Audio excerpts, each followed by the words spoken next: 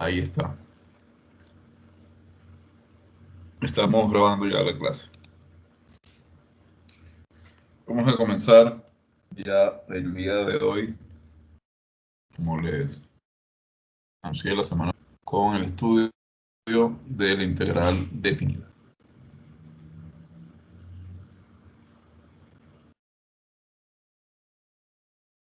Integral definida. Estamos ya al lunes de la semana 14. Queda esta semana y un par de semanas más. Durante esta semana estudiaremos la integral definida, la definición.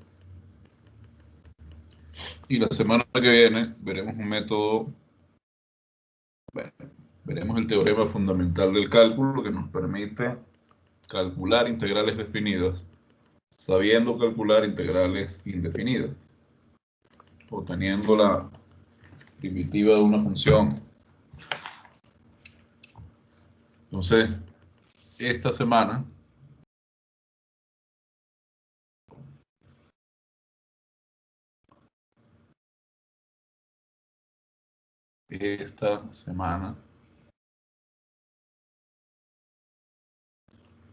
veremos la definición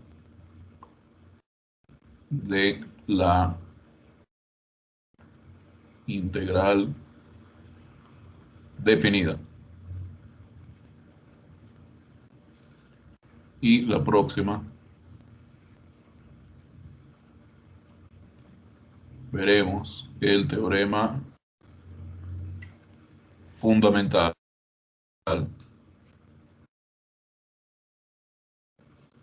del cálculo. Sabiendo calcular integrales indefinidas, el teorema fundamental del cálculo nos permite calcular integrales definidas. Las integrales definidas son las que tienen esta forma.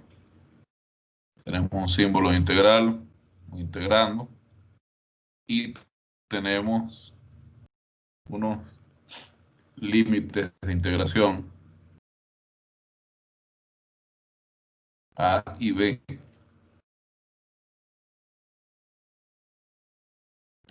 Y el asunto es que cuando esta integral existe, esto es un numerito, un número real. ¿De dónde viene? ¿Cuál es la motivación para estudiar la integral definida? La motivación es muy sencilla.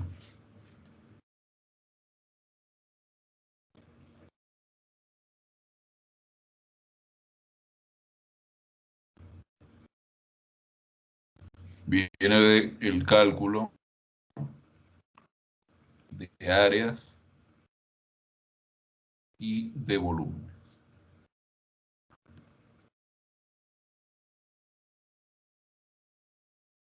Esa es la motivación para definir la integral y para estudiar la integral definida.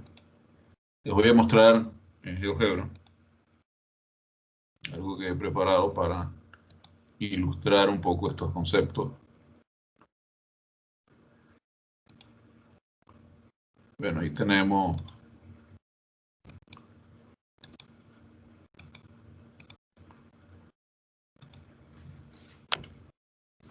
otra cosa, pero piensen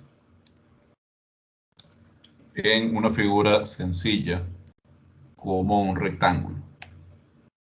Un rectángulo, el área, sabemos cómo calcularla. De hecho, el área de un rectángulo se define como el producto de la longitud de su base por su altura.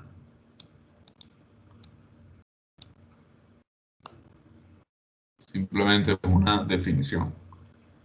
Déjenme copiar esta parte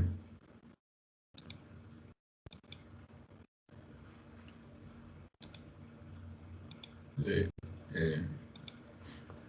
la ilustración y pegarla en el cuaderno para cuando terminemos de usar. Copiar.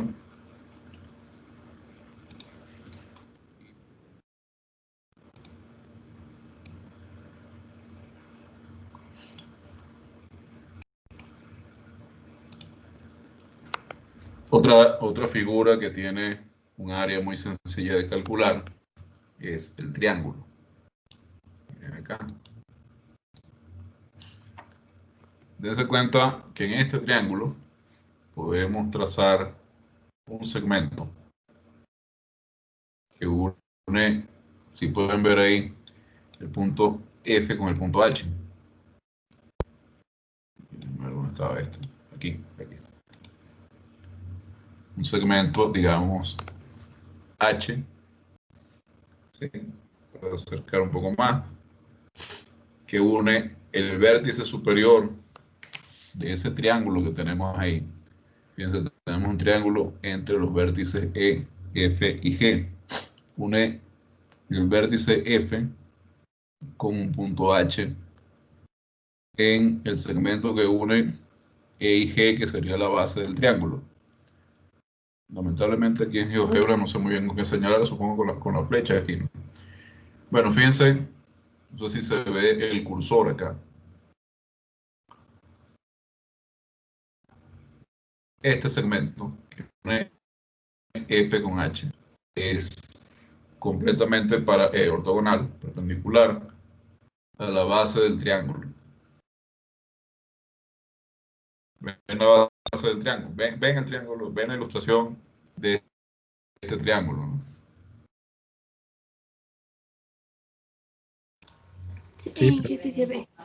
Ok. Entonces, como decía, pueden ver que el segmento que une el punto F con el punto H es perpendicular a la base. Entonces divide este triángulo en dos triángulos rectángulos, cuyas áreas suman el área total del triángulo. Ahora, yo voy a copiar el triángulo de vértices F, G y H, ¿sí? Y voy a dibujar un triángulo congruente con este que comparta el lado FG. Entonces los vértices ahora F, I, G y H forman un cuadrado. Y de la misma forma voy a dibujar un triángulo congruente con el triángulo FHE que tengo acá formado, que comparta el lado FE. Me queda, y lo voy a copiar justo ahí, justo ahí sobre el lado EF, perdón. Y me queda entonces un triángulo EFJ. Cuando hago esta construcción se pueden dar cuenta, estoy dibujando un rectángulo, perdón, cuya área es el doble del área del triángulo que tenía originalmente, es decir, el triángulo EFG. ¿De acuerdo?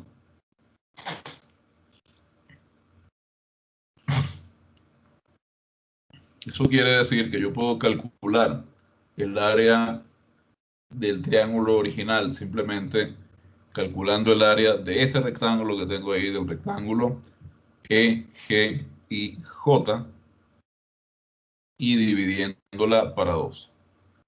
Y de ahí aparece. Entonces, de ahí es de donde viene la fórmula usual para el área de un triángulo, como la base por la altura entre 2. Bueno, si me voy a polígonos un poco diferentes, polígonos pueden ser regulares o irregulares. Resulta que siempre puedo dividir un polígono en triángulos o rectángulos. Si es un polígono regular, siempre lo puedo dividir en triángulos. Entonces lo que tengo que hacer para calcular el área de este hexágono regular, por ejemplo, es... Está un poquito fuera de... no, bueno, parece que ya está bien. No, está bien así. Para calcular, como decía, el área de este hexágono regular, lo que debo hacer es calcular el área de estos triángulos, que son todos iguales, todos congruentes. Entonces calculo el área de uno y lo multiplico por 6 y tengo el área de mi hexágono. Y fíjense que si ahora quiero calcular el área de una región formada, por ejemplo, por varios rectángulos que comparten solamente un lado a lo sumo, pues basta con que sume el área de cada uno de esos rectángulos. Acá tengo 5 rectángulos y el área conjunta encerrada entre esos 5 rectángulos es el área del primer rectángulo más el área del segundo, más el área del tercero, más el área del cuarto, más el área del quinto.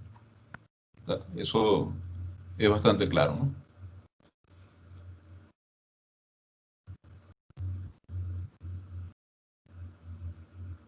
No sé si tienen alguna pregunta sobre lo que he dicho hasta ahora.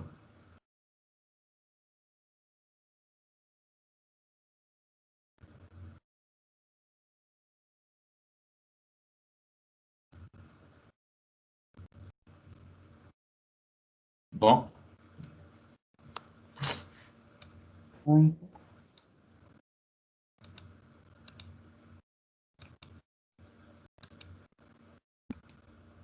a copiar algunas de estas imágenes y las pegamos acá.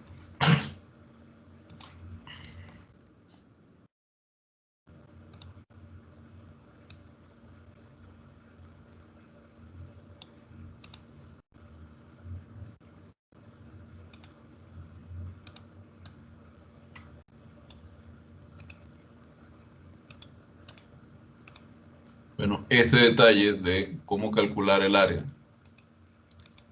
de una región formada por rectángulos que solamente comparten un lado en común es muy importante en lo sucesivo. Y fíjense por qué. Ya les voy a explicar. Lo que termine de pegar estas imágenes en el cuaderno de OneNote.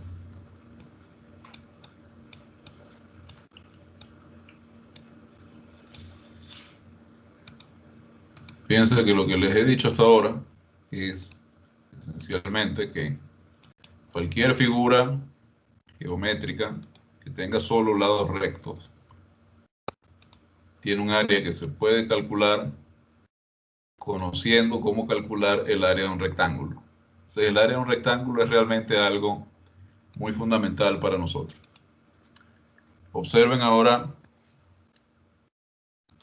esta situación. Fíjense, tenemos, bueno, aquí he podido dibujar un par de segmentos, pero no importa. Tenemos una función.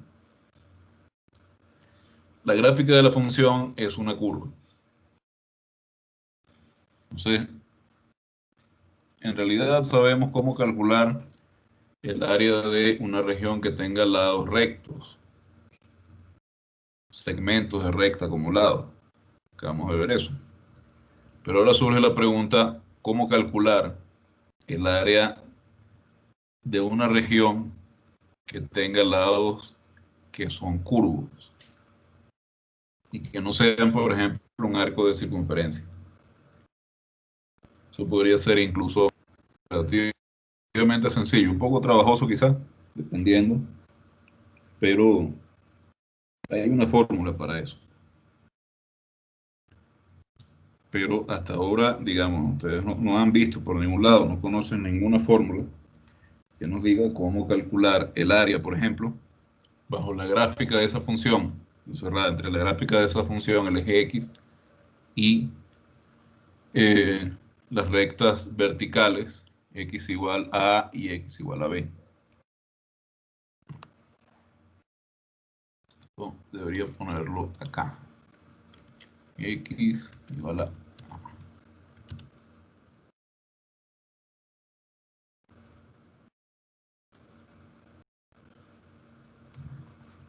A ver.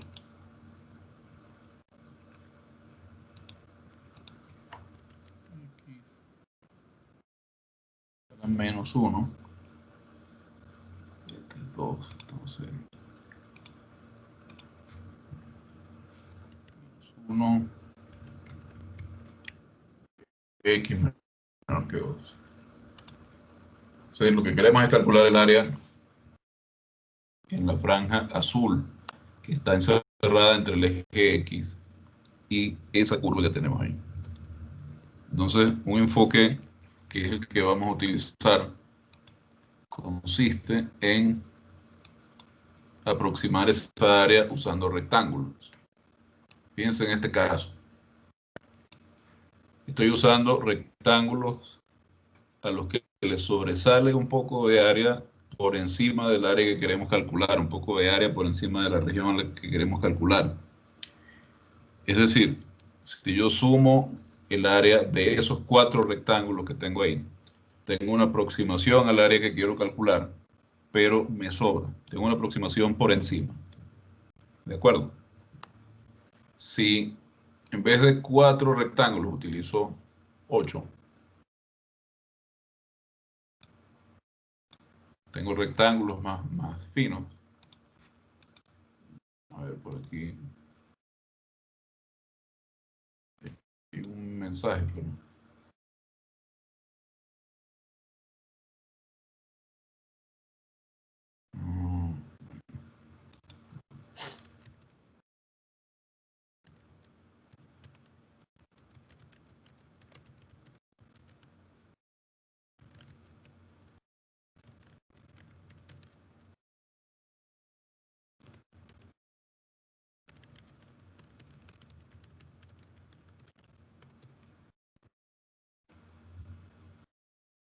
Bueno, volviendo acá, ok.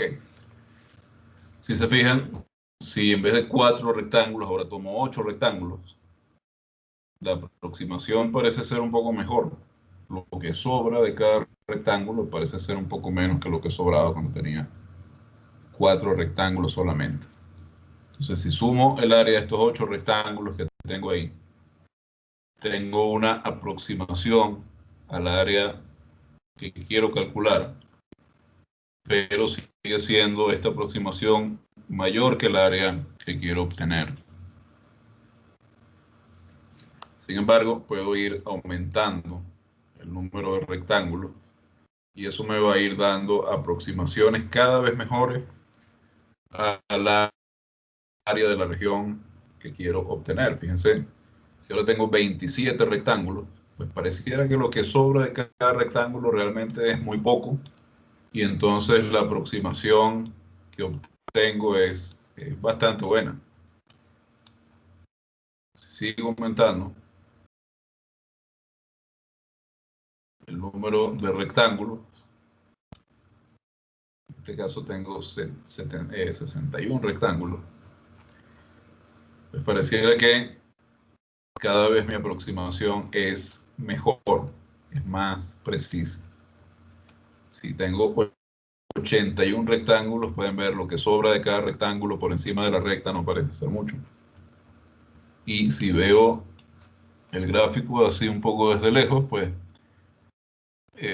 prácticamente toda la región cuya área quiero calcular se ve cubierta, se ve del color de estos rectángulos, ¿no? Se ve cubierta por los rectángulos en los que estoy subdividiendo el intervalo menos 1, 2. Acá, pues, yo ajusté el deslizador para que el rango fuera de 1 a 100. Observen que cuando tengo 100 rectángulos, cosa que no hubiera podido dibujar a mano nunca, parece que la suma de las áreas de estos rectángulos aproxima bastante bien el área que quiero calcular. Ahora, esta no es la única forma que yo tengo para aproximar esta área. También puedo aproximarla usando rectángulos que queden por debajo de la gráfica de F. Y como pueden ver en este caso, a medida que voy aumentando el número de rectángulos, la aproximación parece ir mejorando. A más rectángulos, el área de la región compuesta por estos rectángulos parece que se acerca cada vez más al área de la región bajo la curva. ¿Se ve? Observen la diferencia, es cada vez más pequeña entre este polígono formado por rectángulos y el área cuya región quiero calcular. Entonces, a más rectángulos, mejor es mi aproximación.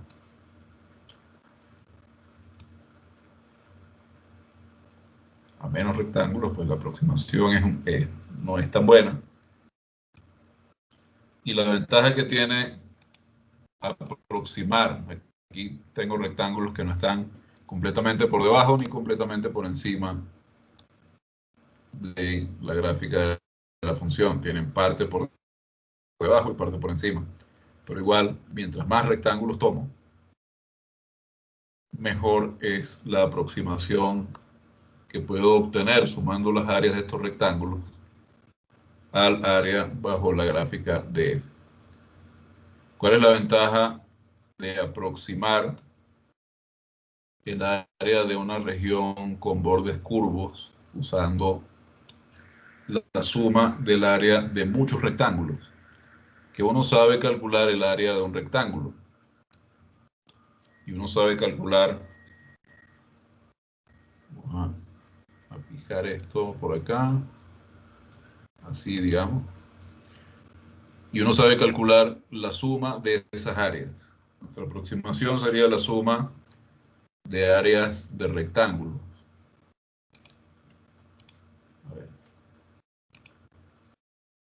Vamos a exportar esta imagen.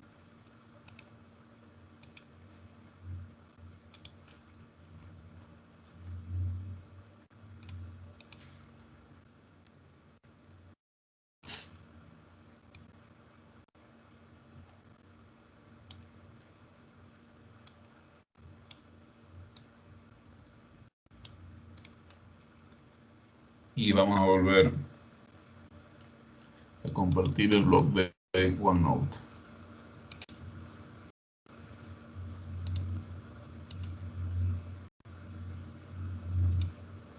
Fíjense, aquí copié esta última imagen. La aproximación del área bajo esta curva. ¿Cuál es la situación? Tenemos una función f de x, una función, en este caso continua. Queremos calcular su área, el área de la región. Queremos calcular el área de la región limitada por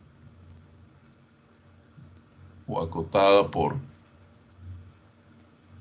la gráfica de f continua, y en este caso positiva, lo cual es muy importante. La gráfica de f no es siempre positiva, así que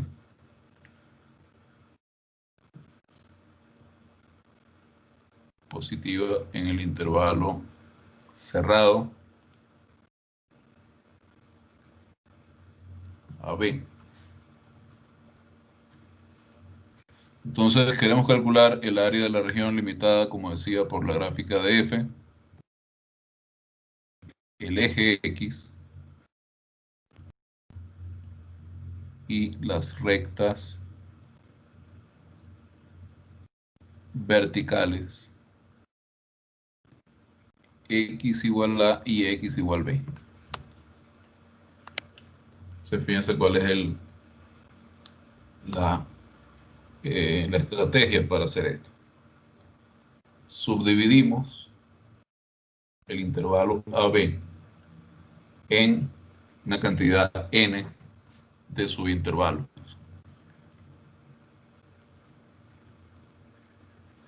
Está el lápiz. Profe, Sí, digo. una pregunta. Tal vez se puede aproximar igual el área con rectángulos, pero de forma horizontal. Eso es otra cosa. Sí se puede, por supuesto, pero luego veremos cómo hacer eso. Esto es apenas, primero, una motivación a por qué estudiar integrales definidas. Y segundo, apenas una pequeña introducción al tema de calcular áreas encerradas por gráficas de funciones. Luego vamos a ver esto mucho mejor y vamos a ver que en efecto podemos aproximar por rectángulos horizontales, pero eso es otra integral. Tendríamos que integrar con respecto de y, por ejemplo. Bueno, entonces, la estrategia, como decía, va a ser esta. Vamos a subdividir el intervalo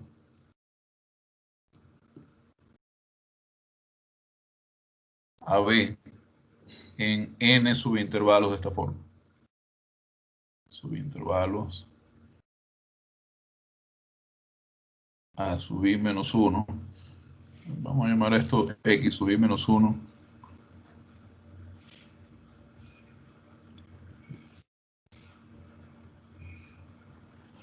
X sub i menos 1, x sub i. Con i variando entre 1 y n. Entonces vamos a tener el área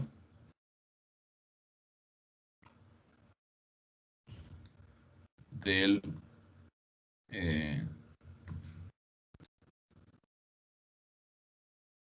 rectángulo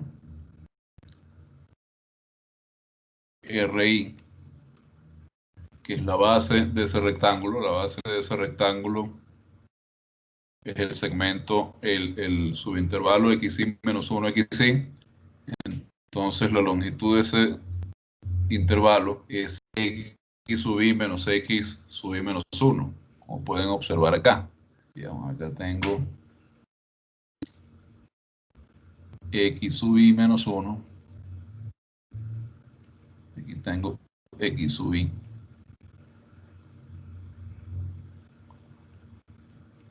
Entonces, esta es la base. Y esta es la altura del subintervalo.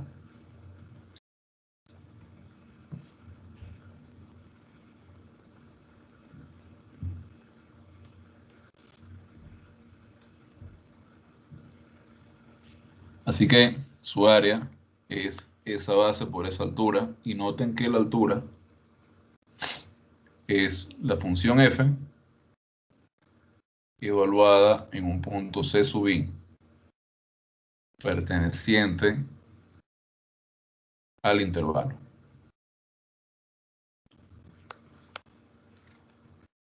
Entonces, el área buscada es el área que queremos calcular.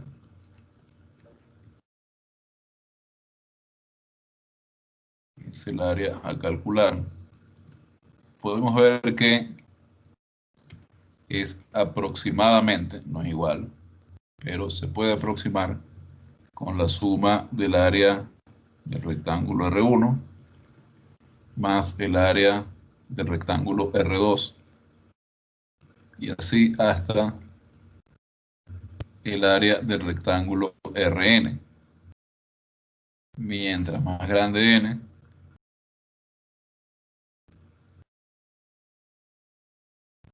mejor la aproximación, como hemos visto en GeoGebra. Así que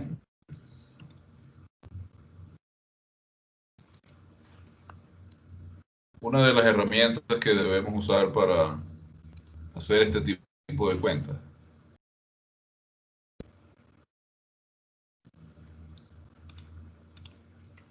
es una manera de expresar sumas grandes, digamos, de forma compacta, ¿no?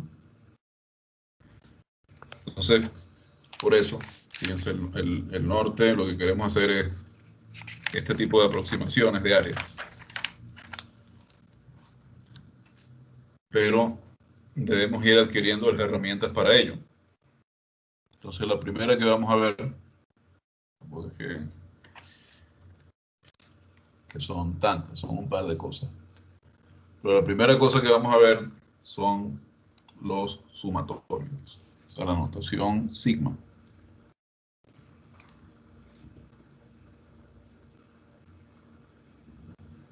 Sumas y notación sigma. Ustedes conocen este símbolo. Este es el símbolo de sumatoria o sumatorio o suma, o como lo quieran llamar. Sumatorio. Suma. En realidad es un poco, es medio indiferente que lo llamen sumatoria o sumatorio. Si uno tiene, digamos, n términos que quiere sumar,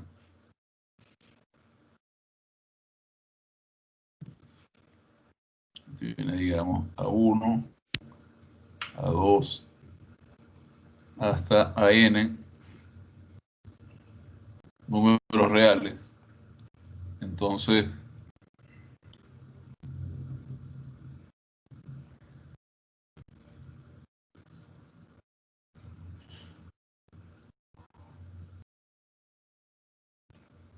este símbolo, la suma de i igual 1 hasta n, se lee suma de i igual 1 hasta n, de los a sub i, este símbolo denota a la suma de estos elementos, A1 más A2 hasta AN. Es simplemente una notación. Ahí lo vamos a llamar el índice de la suma.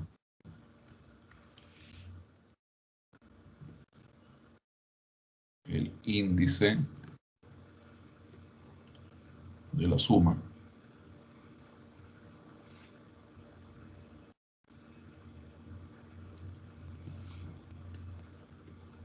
Uno es el límite inferior de la suma.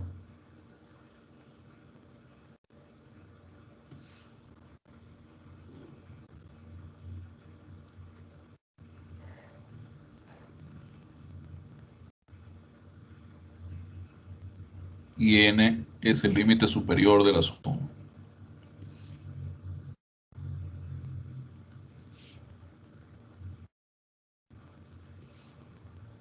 Límite superior de la suma.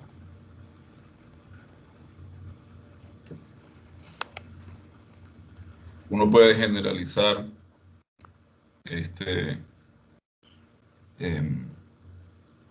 esta notación.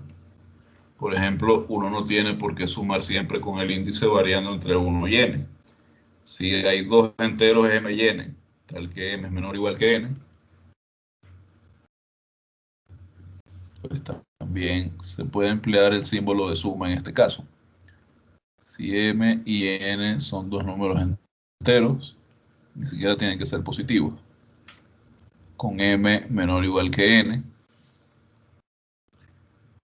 y f es una función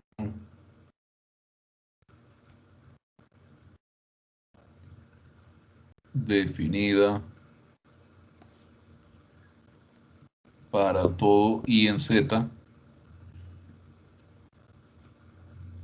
entonces uno puede usar esta notación para representar la siguiente suma. La suma de este igual m hasta n de f de i es f de m más f de m más 1 más f de m más 2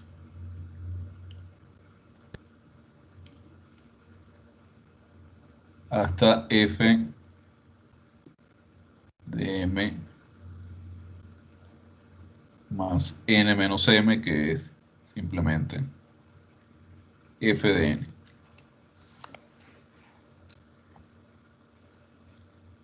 Entonces, de nuevo, i es el índice y m y n son los límites de la suma.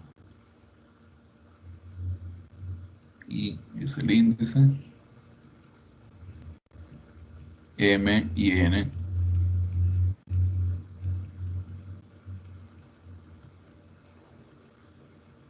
son los límites de la suma.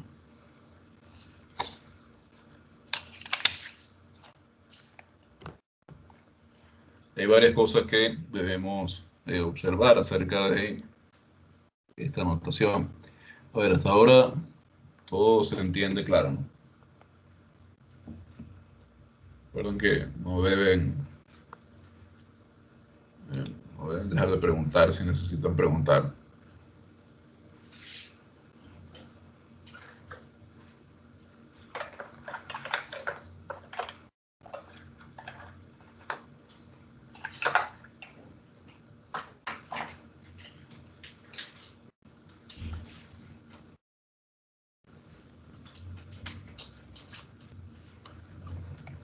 A ver. No entiendo. Ok, parece que está clara la notación.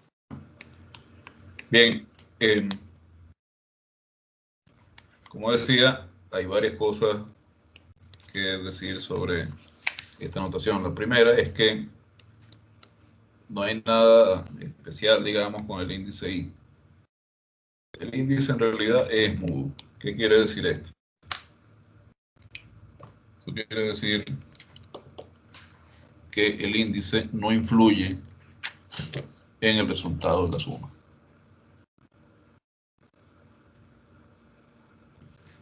Una observación.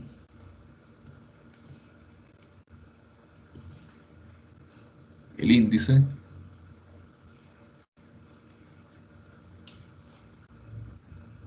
es mudo. Es decir, no influye en el resultado de la suma. Eso quiere decir que si yo tengo la suma sobre el índice I, digamos, desde I igual 1 hasta n de los a sub I, esa suma va a tener el mismo resultado que si en vez del índice I uso un índice J. Esto representa exactamente lo mismo. Y si en vez de J utilizo un índice K,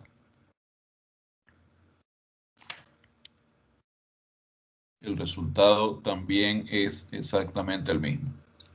Es decir, esto es la suma A1 más A2 hasta A sub n. Y eso independientemente del índice que yo utilice.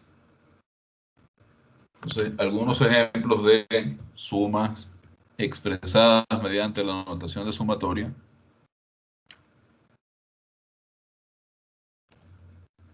son los siguientes. Por ejemplo,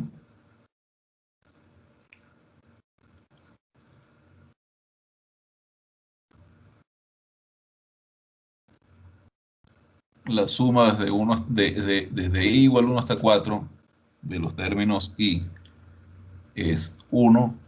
Cuando I vale 1, cuando I vale 2 tengo el término 2. Cuando I vale 3 tengo el término 3. Cuando I vale 4 tengo el término 4. Si sumo todo esto, tengo 10. Y fíjense, si utilizo el índice J en vez del índice I, si sumo J desde J igual 1 hasta 4, J, es la misma cosa. Cuando J vale 1 tengo 1, cuando J vale 2 tengo 2 y así. Y el resultado es exactamente el mismo.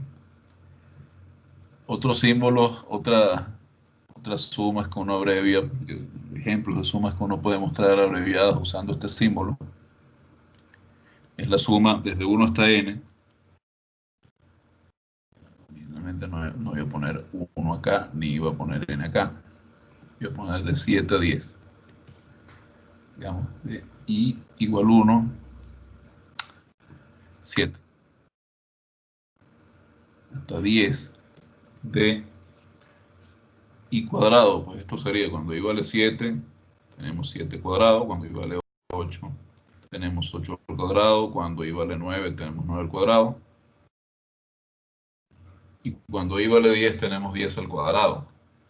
Entonces, esta notación abrevia esta suma. Aquí tenemos 100 más 81, 181, más 64, tenemos 243. Esto es 282.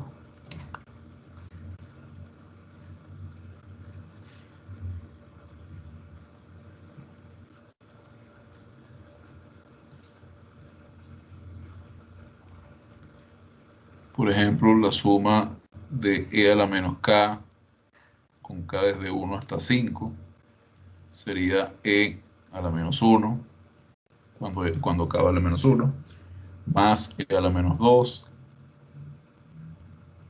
más c a la menos 3, más c a la menos 4, más e a la menos 5.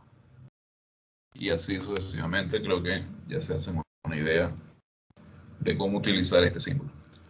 Entonces, vamos a ver un par de teoremas que nos dan propiedades importantes de las sumas, del símbolo de sumatoria, que nos permiten luego calcular sumas con un poco de soltura, un poco de facilidad.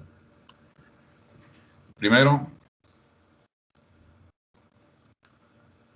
a ver, aquí dadas funciones f y g,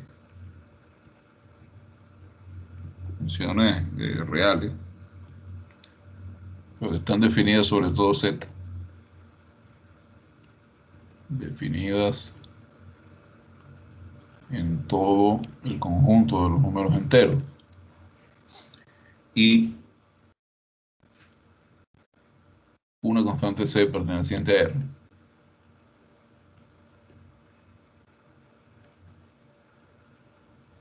Se tiene lo siguiente. En primer lugar, que si uno suma desde 1 igual i hasta n una constante c, esto es simplemente c por n. Esa constante no depende del índice. Así que lo que estamos haciendo es sumar c más c más c más c n veces. Por lo tanto, el resultado es c por n. Luego, tenemos que una pequeña generalización de esto. Si tenemos la suma desde m hasta n de la constante c, constante que no depende del índice de la suma, entonces esto es c más c más c, n menos m más 1 veces. Así que esto es n menos m más 1 por c. Luego tengo la siguiente propiedad. Fíjense, esta propiedad, las propiedades 3 y 4, me dicen que este símbolo de sumatoria es lineal. Si estoy sumando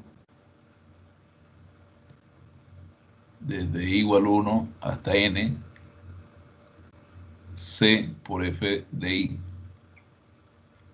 Eso es lo mismo que c por la suma de f de i desde 1 hasta n. Y tengo también que la suma desde i igual 1 hasta n de f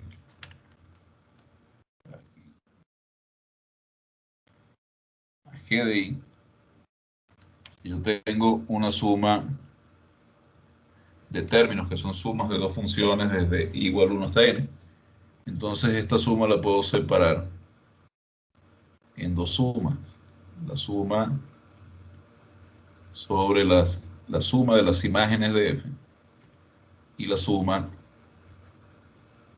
de las imágenes de g. Entonces, estas dos cosas juntas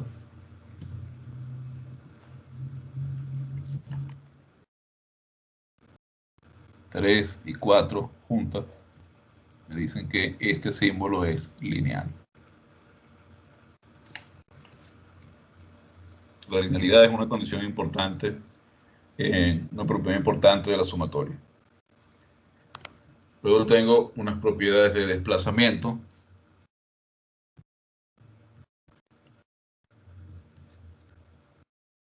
Tengo que la suma desde m hasta n de f de i es igual a la suma desde M más C hasta N más C,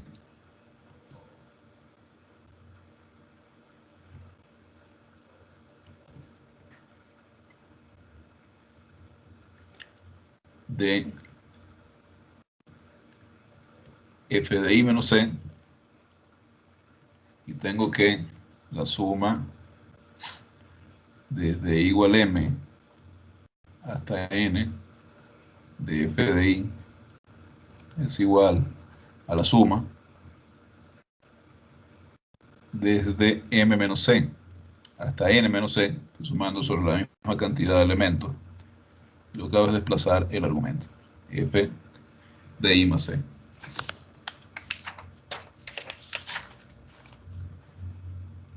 Y luego tengo un par de propiedades que vamos a llamar telescópicas, que también son muy útiles. Tengo la suma desde i igual 1 hasta n de f de i menos f de i menos 1. Entonces, fíjense, si comienzo desde i igual 1, esto sería... Esto tendría que comenzar... Bueno, f también está definida en cero, eso no importa. Si comienzo desde i igual a 1, fíjense que aquí tendría f de 1 menos f de 0, más f de 2 menos f de 1, más f de 3 menos f de 2, y así sucesivamente hasta que tengo f de n menos f de n menos 1. Entonces, todos los términos se cancelan mutuamente, salvo f de n y f de 0. Y f de 0 parece negativo. Esto es f de n menos f de 0. Y esta propiedad se llama propiedad telescópica. Propiedad telescópica.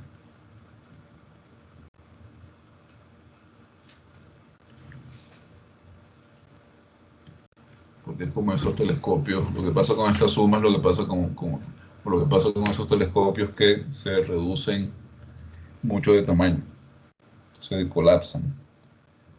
Pues esta suma también se colapsa.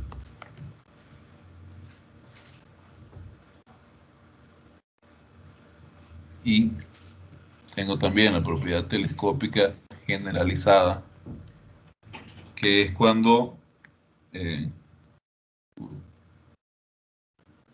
sumo desde m hasta n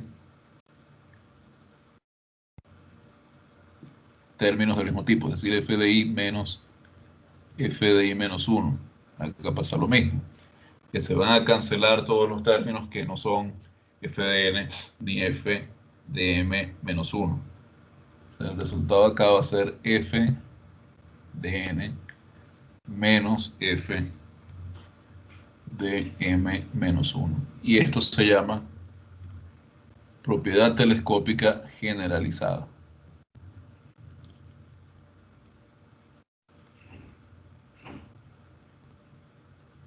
Estas 8 propiedades son realmente muy fáciles de demostrar.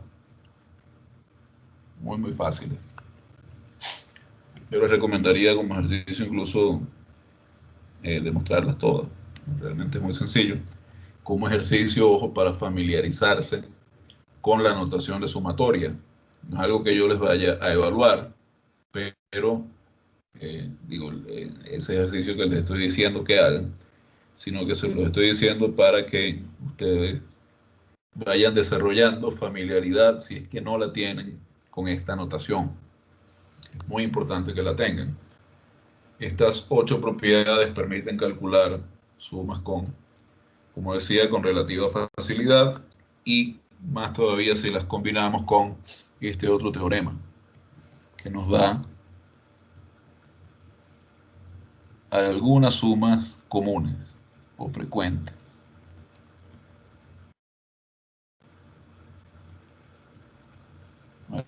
Algunas sumas frecuentes. Primera, una que seguramente conocen,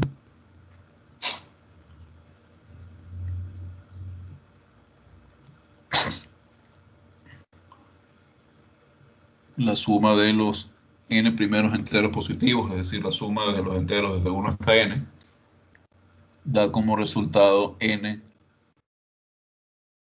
por n más 1 medios. Varias formas de mostrar esto, pero yo voy a mostrarles una manera que se adapta para demostrar también las otras igualdades.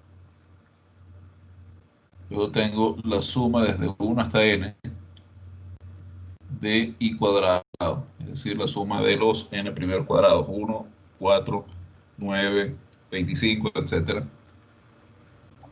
Esto suma n más 1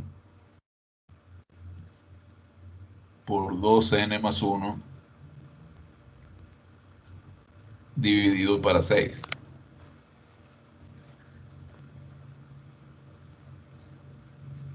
Luego tengo la suma de los n primeros cubos, 1 al cubo, más 2 al cubo, que es 8, más 27, que es 3 al cubo, más 64, más 125 y así.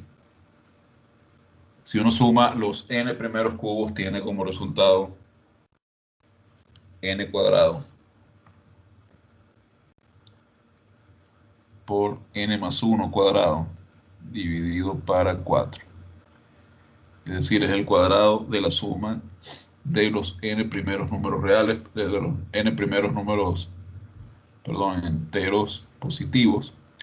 Finalmente, si sumo las potencias cuartas de los n primeros números enteros positivos, tengo que el resultado es n por n más 1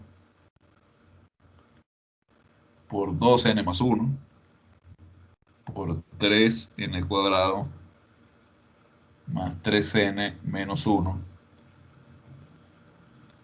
todo dividido para 30.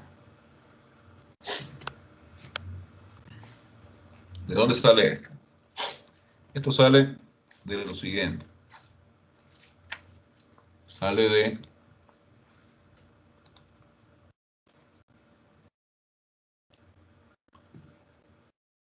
voy a demostrar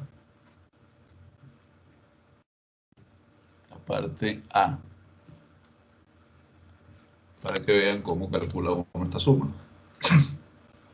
Fíjense, yo voy a partir de acá. Voy a partir de que i más 1 al cuadrado menos i cuadrado, si uno desarrolla i más 1 al cuadrado, tiene i cuadrado más 2i más 1 al cuadrado. Si le resta i cuadrado, le queda 2i más 1. ¿Sí? Bien. Voy a sumar a ambos lados de esa igualdad de 1 hasta n. Sumamos.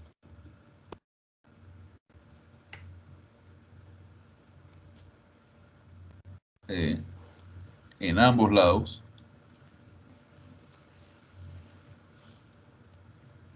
Desde i igual 1 hasta i igual n. ¿Sí? Entonces sumo del lado izquierdo. Del lado izquierdo tengo la suma de 1 hasta n de i más 1 al cuadrado menos i cuadrado. Y del lado derecho tengo la suma desde i igual 1 hasta n de 2i más 1. Y acá voy a usar dos propiedades importantísimas. En el lado izquierdo voy a aplicar la propiedad telescópica. Fíjense que tengo algo del tipo f de i más 1 menos f de i. Entonces aplica la propiedad telescópica perfectamente. Si empezamos a sumar desde 1, vamos a tener i más 1 al cuadrado, es decir, 2 al cuadrado, menos 1 al cuadrado, más, ahora con i igual a 2. 2 más 1 al cuadrado, que es 3 al cuadrado, menos 2 al cuadrado. Y este 2 al cuadrado se cancela con el 2 al cuadrado del término anterior. Entonces, del lado izquierdo lo que tengo es esta resta. Tengo n más 1 al cuadrado menos 1 al cuadrado, que es 1. Y esto es por la propiedad telescópica. Del lado derecho aplico linealidad. Del lado derecho tengo que esto es 2 por la suma desde i igual 1 hasta n de i, más la suma desde i igual 1 hasta n de la constante 1. ¿De acuerdo? Acá estoy usando linealidad.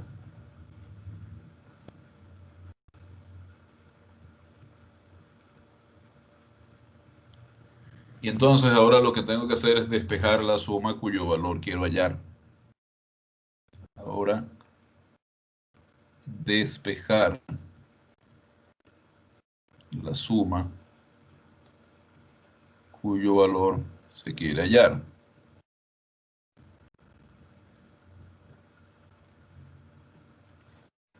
Así que despejamos la suma desde 1 hasta n de i, que es lo que obtenemos. La suma de i igual 1 hasta n de i.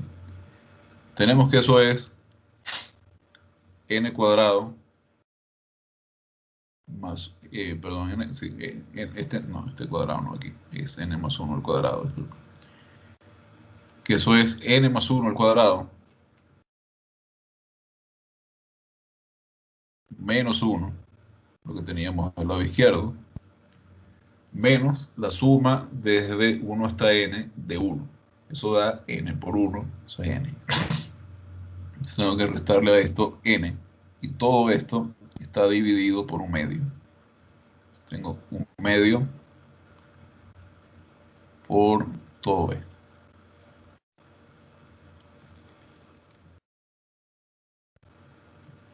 Así que aquí tengo un medio por, acá tengo n cuadrado más, más 1 al cuadrado menos 1. Esto es n cuadrado más 2, ¿no? Tengo n cuadrado más 2, n cuadrado más 2n, perdón. N cuadrado más 2n menos n. Aquí tengo un medio por n cuadrado más n. Y entonces aquí tengo un medio por n por n más 1. Que es justamente lo que yo quería encontrar. Mostrar que esto es igual, que la suma de los n primeros números naturales es igual a n sobre n más 1 sobre 2. Y este método, digo, esta manera de proceder, se puede adaptar este razonamiento, digamos. Razonamiento.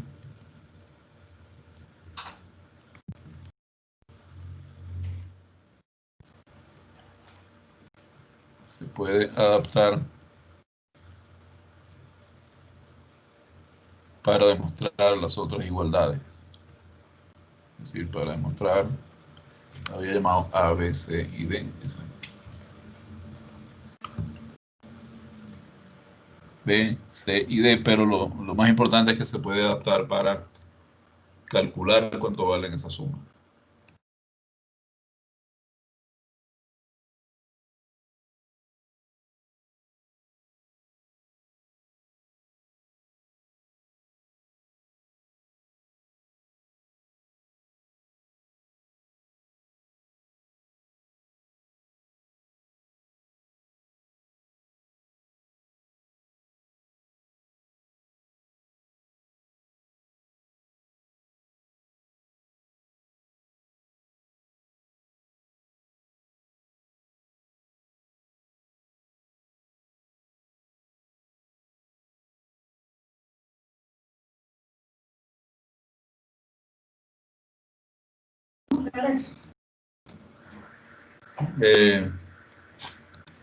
¿Preguntas?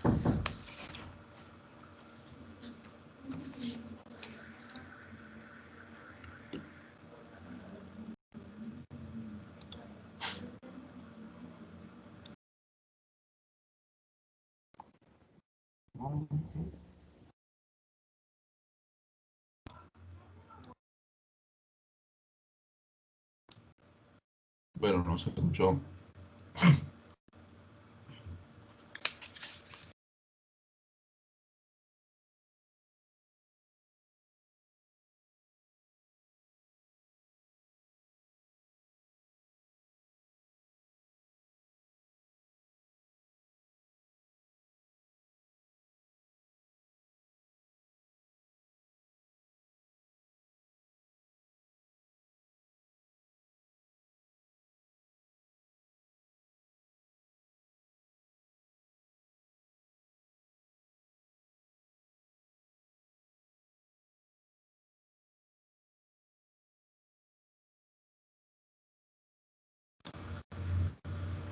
Bueno, como no hay preguntas, pues vamos a tomar un receso de unos 5 minutos y luego continuamos con el resto de la clase.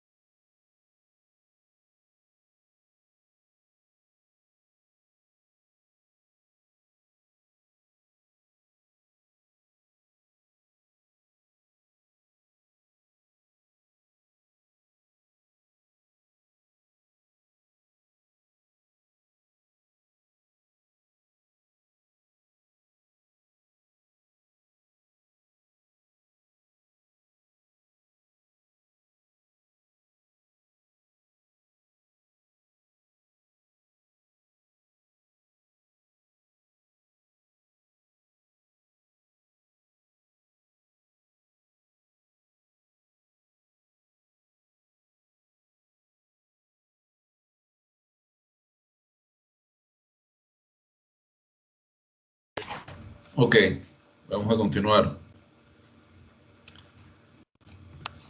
Vamos a volver un momento al principio de lo que dije hoy. Nosotros lo que queremos hacer es calcular áreas de regiones limitadas por una curva y posiblemente algunos otros lados que sean rectos. Para eso, hemos dicho que podemos aproximar estas regiones usando regiones formadas por rectángulos. Los rectángulos tienen áreas que sabemos calcular. Y hemos visto que si tomamos suficientes rectángulos, la aproximación que nos va a calcular el área de estos rectángulos y sumarla, se acerca bastante al área de la región, al área que queremos calcular. Bien, hay otro concepto que debemos introducir para preparar la maquinaria que nos permita calcular estas aproximaciones. Entonces, primero, fíjense, hemos introducido la notación de suma, el símbolo sumatorio o símbolo de sumatoria o símbolo de suma. Ahora debemos introducir otro concepto, el concepto de partición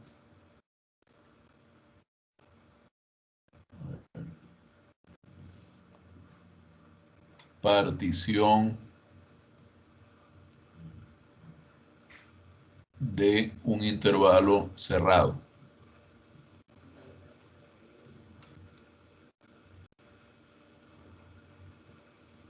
Es el otro concepto que debemos introducir para dejar la notación bien establecida para el cálculo de estos polígonos formados por rectángulos.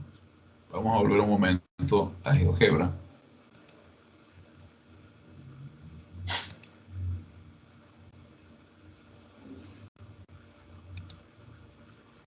Aquí está. Y observemos, o sea, otro ejemplo. Miren esta función. Ya vamos a acercar un poco aquí. Okay. De nuevo, yo puedo aproximar el área bajo la gráfica entre x igual 0 y x igual 3, calculando áreas de rectángulos. Si tengo un rectángulo, pues el área de ese rectángulo, un rectángulo que quede por debajo de la gráfica, el área de ese rectángulo no aproxima muy bien el área que quiero calcular. Pero si voy aumentando mi número de rectángulos, ahí tenía un rectángulo, ahora por ejemplo tengo 8. Si tengo 8 rectángulos, pues ahí la cosa cambia. La aproximación es mejor. Si en vez de 8 tengo 16, pues cada vez como que me voy acercando más al área que quiero calcular. Fíjense, todos estos rectángulos tienen base sobre el intervalo 0,3. Estos rectángulos los estoy obteniendo de dividir el intervalo 0,3 en pequeños subintervalos. En este caso, todos tienen la misma longitud, estos subintervalos. Entonces, este es el otro concepto que debo introducir. Primero, introduje la notación de sumatoria. Y ahora vamos a introducir esta notación de este concepto de subdividir un intervalo cerrado en intervalos más pequeños sobre los cuales voy a poner un rectángulo cuya área voy a calcular. Volviendo a nuestro bloc de notas.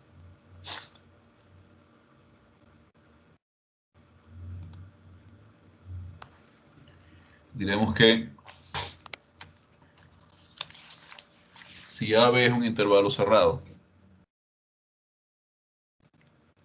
una partición de ese intervalo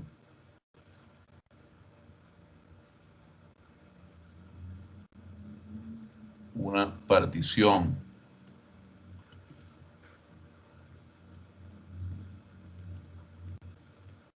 del intervalo cerrado AB contenido, por supuesto, en los números reales. Y, por supuesto, siendo B mayor o igual que A, si no, no tiene sentido. Consiste en un conjunto de puntos.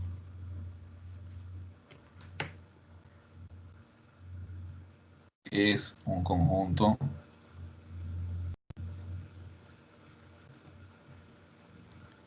de puntos. X0, X1, hasta Xn, la partición en n subintervalos, perteneciente, todos estos puntos pertenecientes al intervalo cerrado AB. Y estos puntos tienen la siguiente característica. A es igual al punto X sub 0, X sub 0 es menor que X sub 1, X sub 1 es menor que X sub 2, X sub 2 es menor que X sub 3. En general, X sub I menos 1 es menor que X sub I, y así sucesivamente hasta que llegamos a X sub N, y X sub N es B. Tenemos esta desigualdad para valores de I que van desde 1 hasta N. X sub I menos 1 va a ser menor que X sub I. A esta partición la podemos llamar P, por ejemplo. P es una notación bastante común para las particiones. Entonces, tenemos que la partición P, como decía, consiste esencialmente en el conjunto de los puntos X0, X sub 1, hasta X sub N. Entonces, noten que la partición P define N subintervalos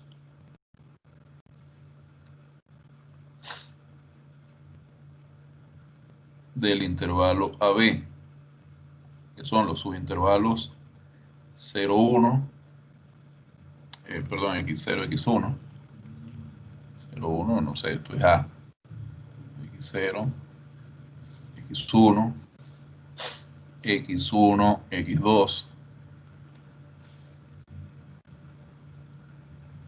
X sub I menos 1, X sub I,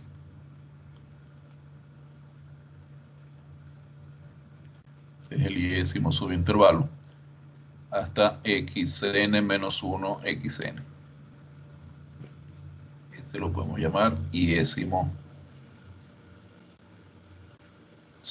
subintervalo de P.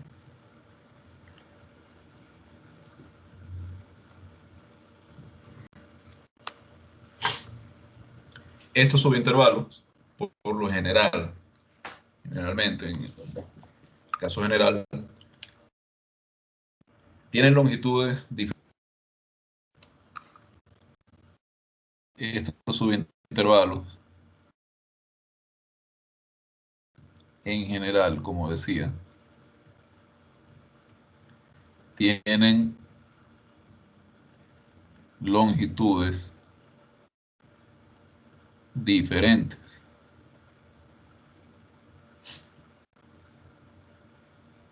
Y a la longitud del iésimo intervalo la llamo delta sub I x.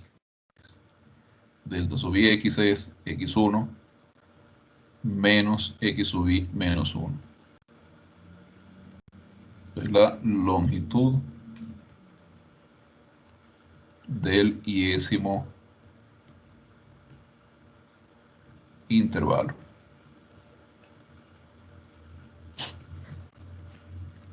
Bien. Noten además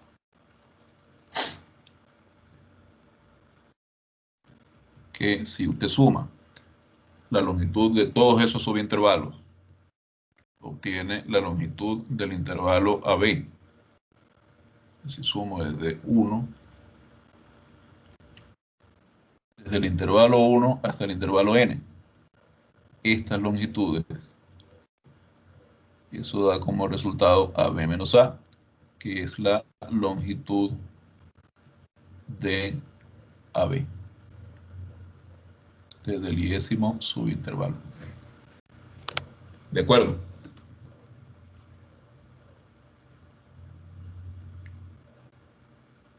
Entonces, una partición P está dada por puntos X0, X1 hasta Xn. Esos son n más 1 puntos, porque si cuentan X sub 0 también, no tenemos n puntos, sino n más 1 punto. Eso está claro. Una partición subdivide el intervalo AB en n subintervalos. Cada uno de estos subintervalos voy a decir que tiene longitud delta sub i x. Y la suma de todas estas longitudes me va a dar la longitud del intervalo original AB. Hay un tipo especial de particiones que nos van a ser de bastante utilidad. Vamos a decir que la partición P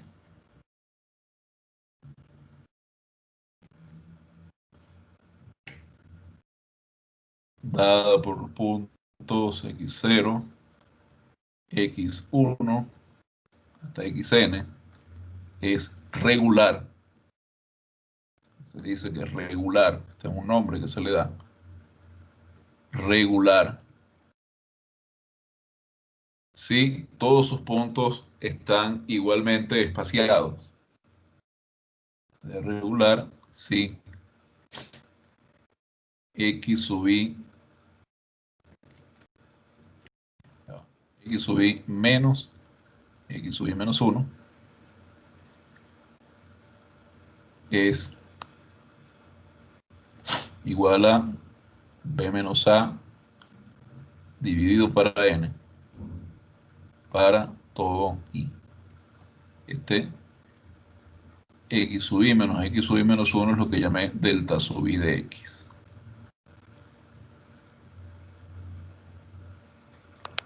Es decir, para cada uno de los subintervalos de la partición P, la longitud de ese subintervalo es B menos A entre N. Una partición regular divide el intervalo AB en subintervalos iguales, en subintervalos de la misma longitud. Estas particiones van a ser realmente muy útiles para nosotros por razones que vamos a ver ya en la clase del miércoles. ¿Sí? No que esta clase se haya terminado, sino que las razones van a ser evidentes ya cuando veamos un teorema que vamos a ver el miércoles. Ahora, fíjense que cuando una partición es regular, uno puede encontrar una fórmula para los X sub i. Fíjense que en este caso,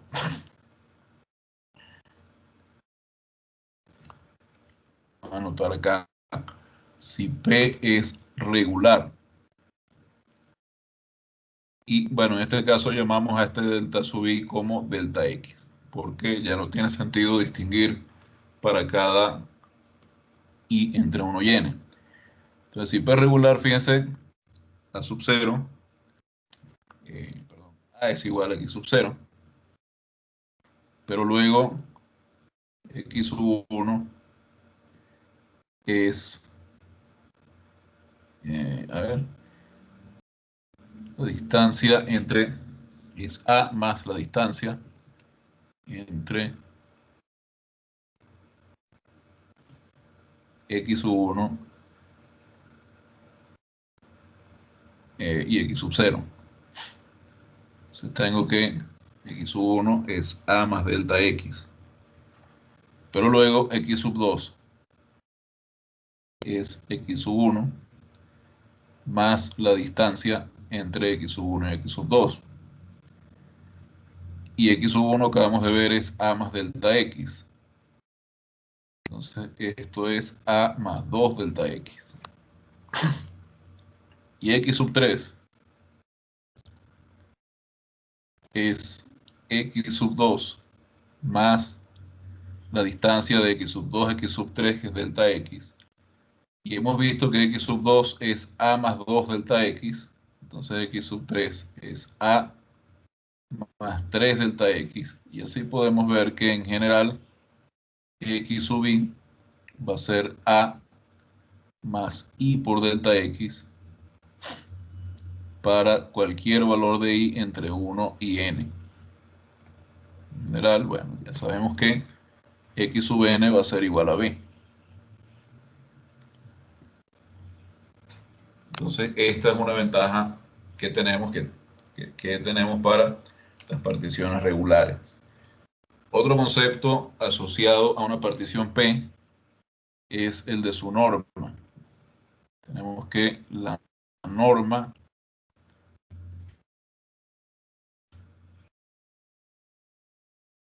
o diámetro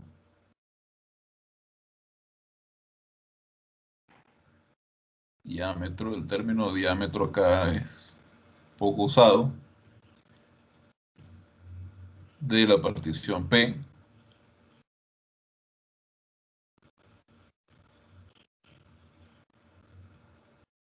es si la partición no es regular. Esto, digamos, es el máximo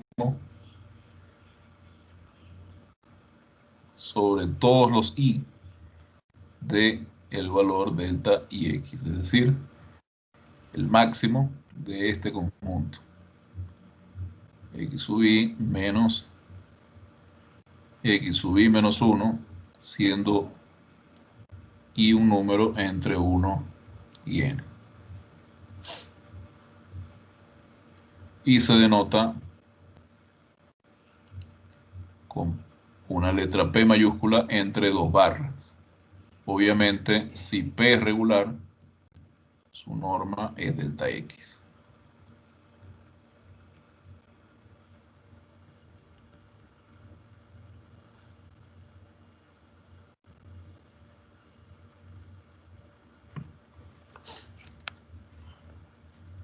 Entonces, la norma es la longitud del subintervalo más grande.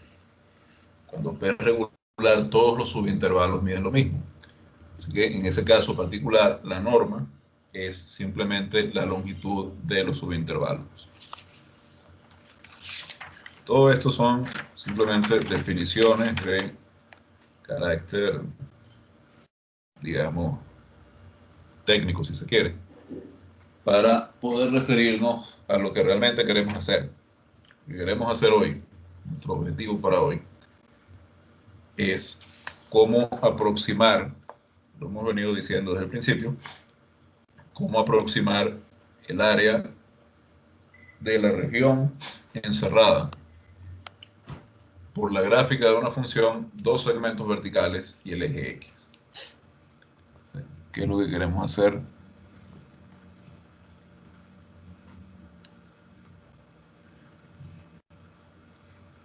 Voy a poner aquí introducción a áreas.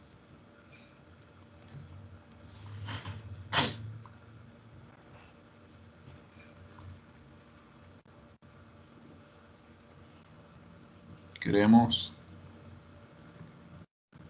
calcular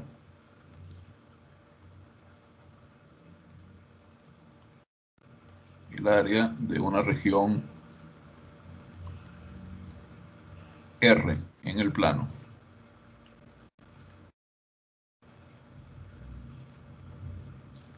Limitada por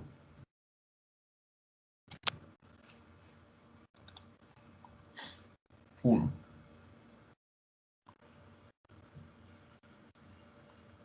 Las rectas verticales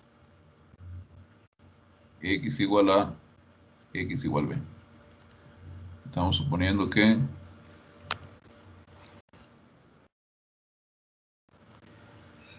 vamos a suponer que a y b son números reales.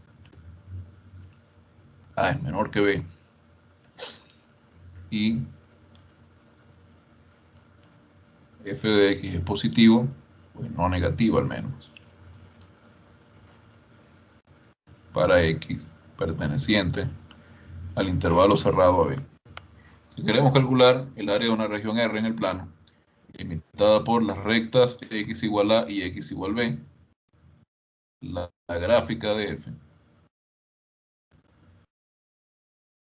y el eje X. Vamos a mirar eso otra vez en GeoGebra.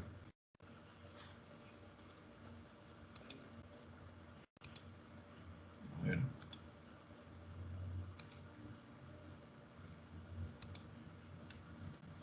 Aquí está. Ahí se ve, ¿no?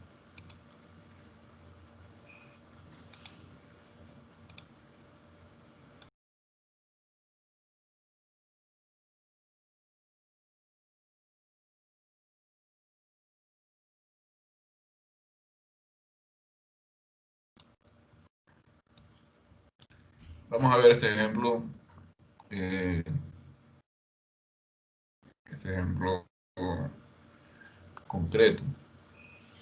O vamos a ver este ejemplo que teníamos acá.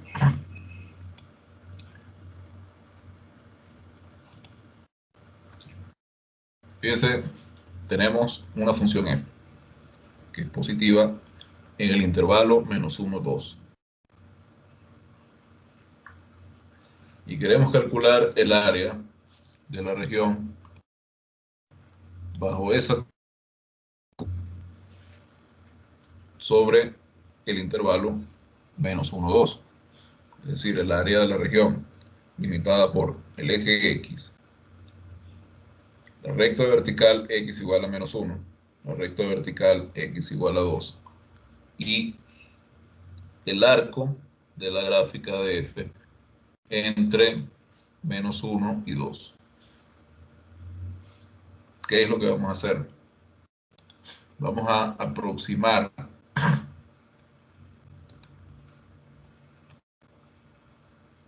el área bajo esa curva, el área de esa región, usando áreas de rectángulos. Vamos a subdividir, en principio, el intervalo AB con una partición regular. Es decir, con una partición cuyos subintervalos tienen todos la misma longitud. Y sobre esos subintervalos vamos a construir unos rectángulos. ¿Cómo lo vamos a hacer? Una forma en que podemos hacer eso es construir rectángulos que queden por debajo, cuya altura quede por debajo de la curva de la gráfica de la función f. Podrán notar que la región formada por estos rectángulos ciertamente tiene un área menor que el área de la región cuya área queremos calcular, menor que el área que queremos calcular, pero a medida que aumentamos el número de rectángulos, fíjense, ya tenemos un rectángulo, una aproximación que se queda muy corta, pero si ahora tenemos dos rectángulos, la aproximación es un poco mejor, no demasiado. Si ahora en vez de dos rectángulos tenemos 4 rectángulos, la parte superior de cada rectángulo está más cerca ahora de la curva, de la curva que delimita la parte superior de la región. Si ahora en vez de 4 ponemos 8, parece que la aproximación va mejorando. Y a medida que vamos aumentando nuestro número de rectángulos, fíjense, ahora tengo 16, el espacio que sobra entre la parte superior de cada rectángulo y la curva que delimita nuestra región es más pequeño que al principio. Ese espacio se ha venido reduciendo. Y a medida que vamos aumentando nuestro número de rectángulos, nuestra aproximación parece ser mejor. Siempre es una aproximación que queda por debajo Y tenemos ya, a ver, 64 rectángulos. Siempre es una aproximación que queda por debajo del área que estamos buscando, pero aparentemente mientras mayor es el n, mejor es nuestra aproximación. Tengo 100 rectángulos, se podrán dar cuenta que el espacio que sobra entre la parte superior de cada rectángulo y la curva es realmente muy pequeño. Tome en cuenta que estamos hablando de tomar muchísimos rectángulos, muchísimo más que 100, muchísimos más que 1000. En realidad lo que nos proponemos es subdividir el intervalo sobre el cual está el área que queremos calcular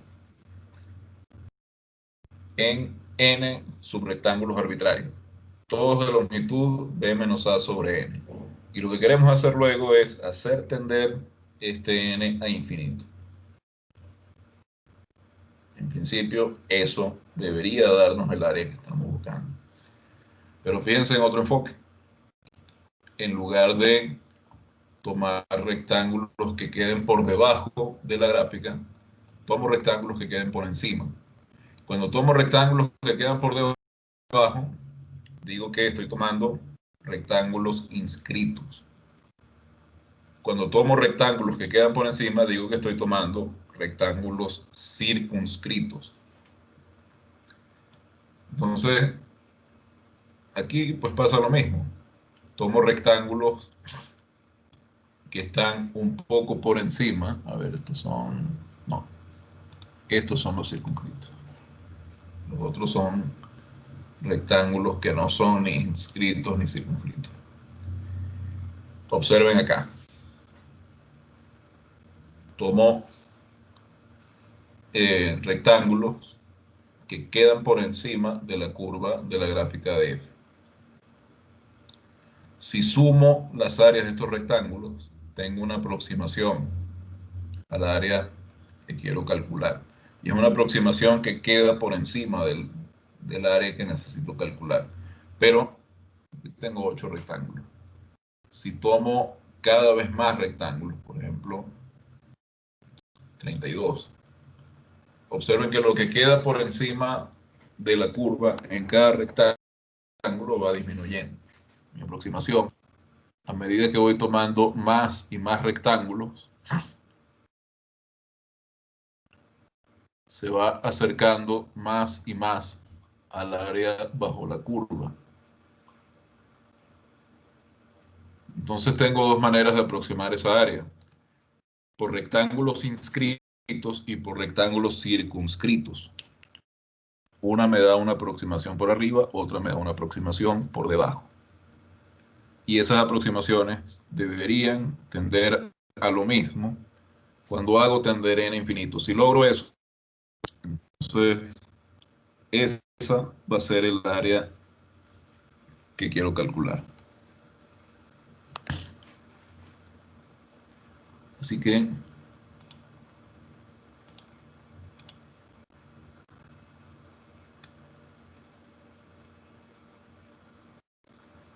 aquí una razonable. Volviendo al blog.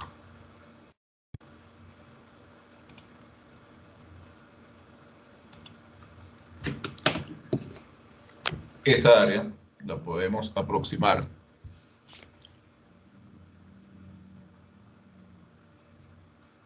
de dos formas distintas. Esta área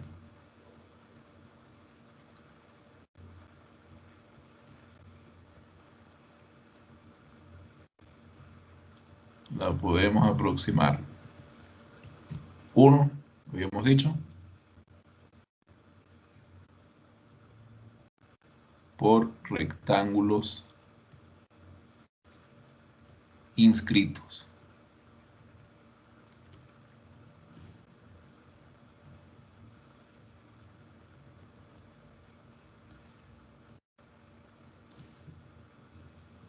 Dada una partición P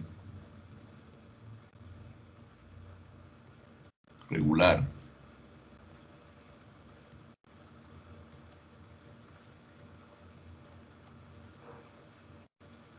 del intervalo AB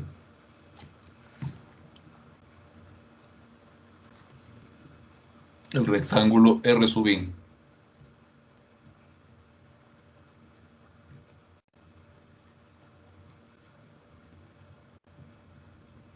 de altura.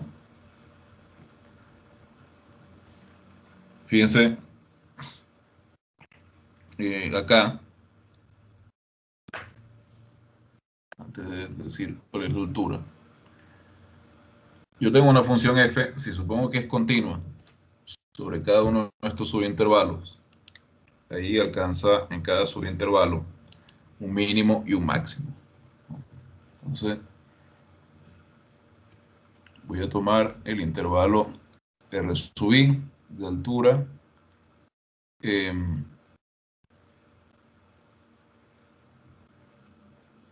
Voy a llamar a esto, lo he llamado así, pero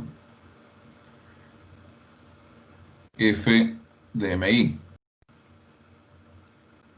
donde M sub I es un elemento de el iésimo intervalo de la partición, tal que F de MI es el mínimo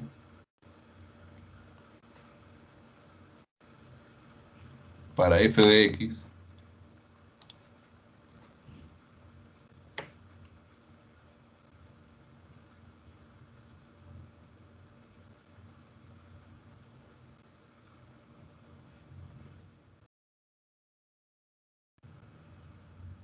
con x perteneciendo a este intervalo cerrado.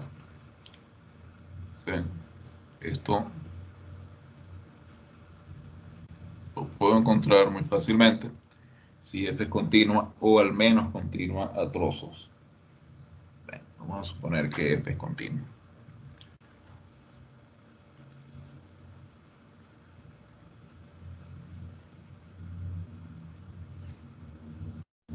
O continua a trozos.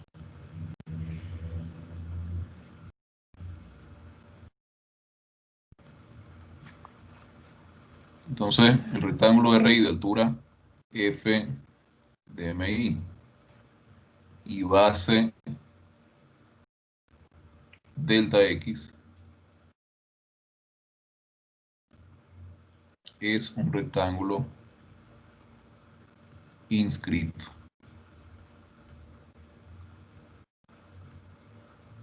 Y tenemos entonces que la suma, vamos a decir que este A de RI es el área de ese rectángulo, y el área de ese rectángulo obviamente es base por altura, es decir, es F de MI por delta X. Así que el área A que yo quiero calcular, el área de la región R, escribirlo como área de R, va a ser la suma, va a ser, no, en realidad no va a ser la suma, sino que va a ser mayor o igual que la suma desde igual 1 hasta n del área de estos rectángulos R sub I. Es decir, la suma desde igual 1 hasta n de f de m sub I por delta x. Y en realidad lo que va a pasar es que el área de la región R la podremos aproximar a una suma de estas si n es suficientemente grande.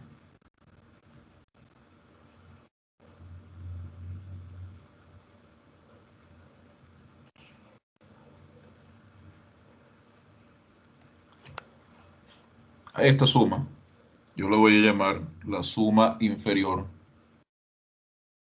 Cn y le pongo una barra aquí debajo.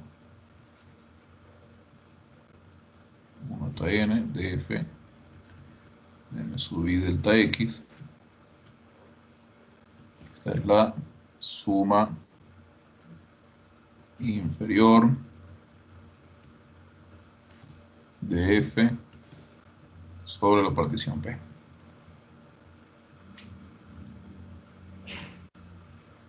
Sobre la partición P. Ahora, también puedo aproximar el área de R, como decía, por rectángulos circunscritos.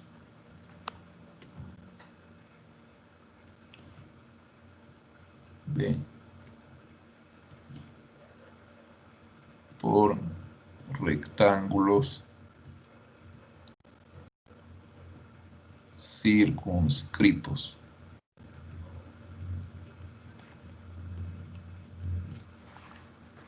Tomo ahora el rectángulo, vamos a llamarlo T, para diferenciar. T sub i es el rectángulo de base delta x y altura f de m sub i mayúscula con m sub i mayúscula f de m sub i mayúscula siendo el máximo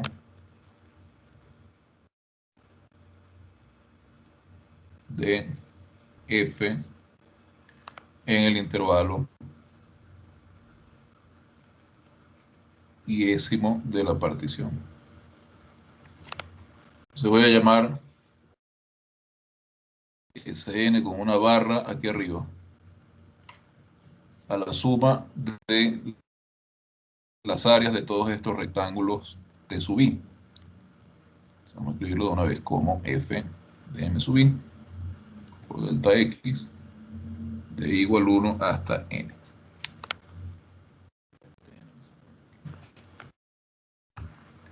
Entonces está claro que el área de la región R es aproximadamente la suma superior de Cn, si la suma superior de n si n es grande.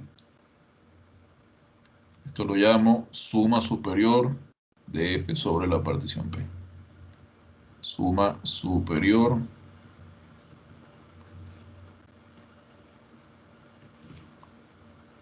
de f sobre la partición P.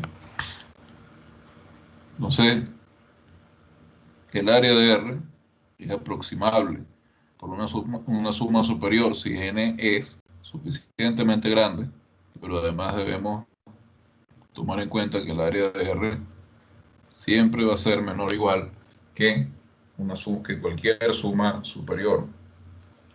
Entonces, bajo ciertas condiciones, esencialmente si f es continua,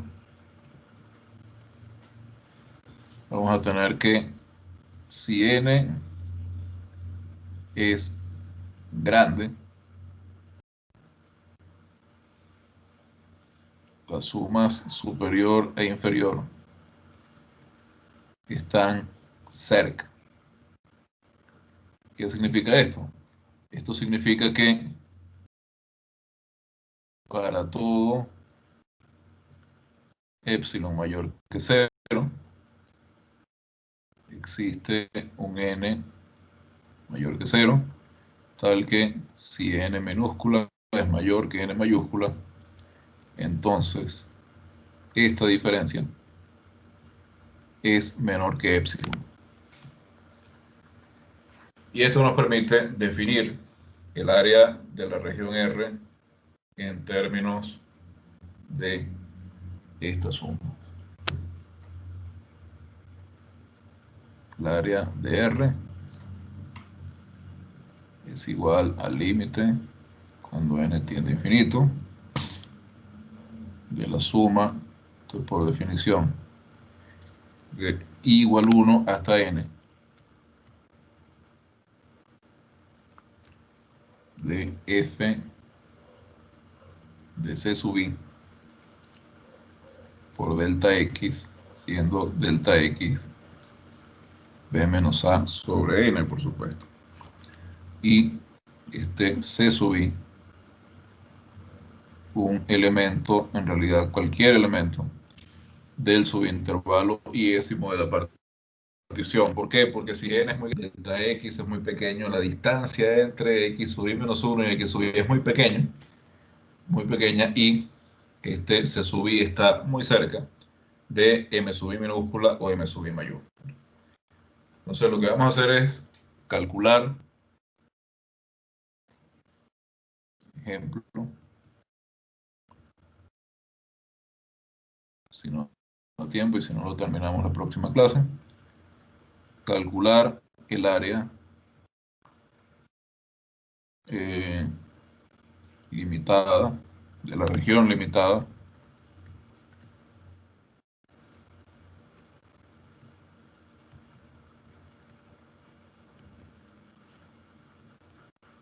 por la gráfica de esta función, f de x igual a x cuadrado, en el intervalo 0,3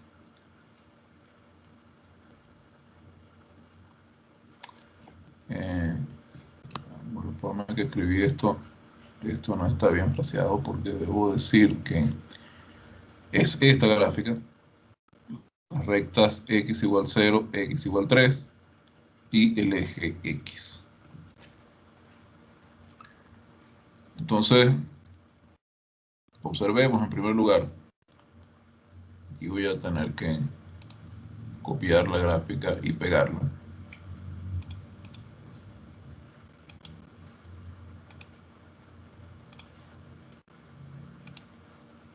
Primero, lo voy a hacer por rectángulos circunscritos.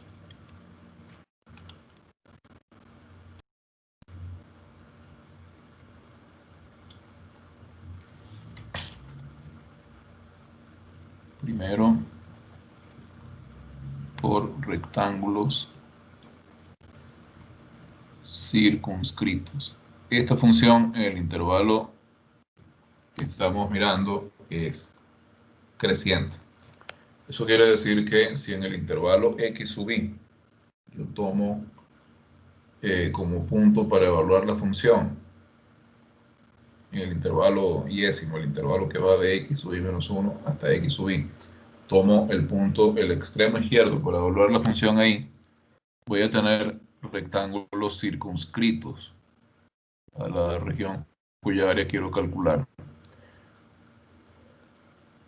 Circunscritos, no, perdón, inscritos. Así que lo escribí al revés de cómo lo quería escribir. Inscritos.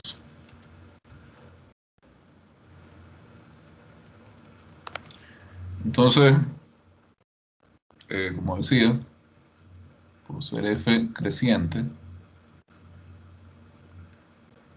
m sub i es x sub i menos 1 para todo i.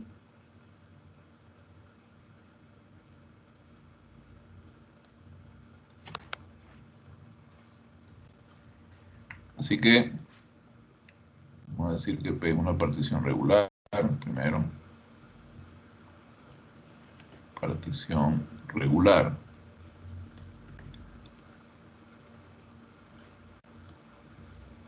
Tenemos que, dado que esta partición es regular, voy a copiar esto más abajo.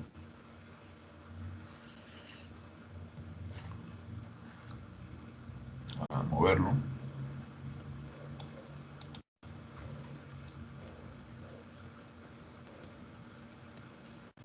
Tenemos que delta x es b menos a sobre n, b es 3, a es 0, esto es 3 sobre n, y como f es creciente, decía que m sub i es x sub i menos 1 para todo i entre 1 y n. Entonces esto quiere decir que m sub i es 0, que es a, más i menos 1 por delta x. Partición es regular y hemos visto que el punto x sub i es a, hemos visto más arriba, el punto x sub i es a más i por delta x. Entonces, la suma inferior correspondiente a una partición P con n subintervalos. Y la suma desde i igual 1 hasta n, igual 1 hasta n, de f de m sub i, es decir, f de x sub i menos 1, es decir, f de i menos 1 por delta x multiplicado por delta x. Es decir, esto es la suma de 1 a n de f de i menos 1 sobre n por 3 por 3 sobre n. Voy a escribir qué forma tiene esto. Entonces, la suma de i igual 1 hasta n de 9 sobre n cuadrado por i menos 1 al cuadrado, porque la función es x cuadrado, por 3 sobre n. Es la suma de todo esto desde i igual 1 hasta n. Y ahí vamos a usar las propiedades de la sumatoria para calcular cuánto vale esta suma en función de n y luego tomar el límite de esta suma cuando n tiende a infinito. Pero eso ya lo haremos la próxima clase porque ya nos hemos quedado sin tiempo. Faltan apenas 3 minutos para las 4. Muchos de ustedes tienen clase luego, yo también. Entonces, tengo que terminar la clase acá. No sé si tienen alguna pregunta o algo ya para el miércoles. Terminamos de calcular este ejemplo. Y veremos que cuando tomamos el límite tendiendo con n tendiendo a infinito es igual si los rectángulos son inscritos o circunscritos. Vamos a tener el mismo resultado todo el tiempo. ¿Preguntas?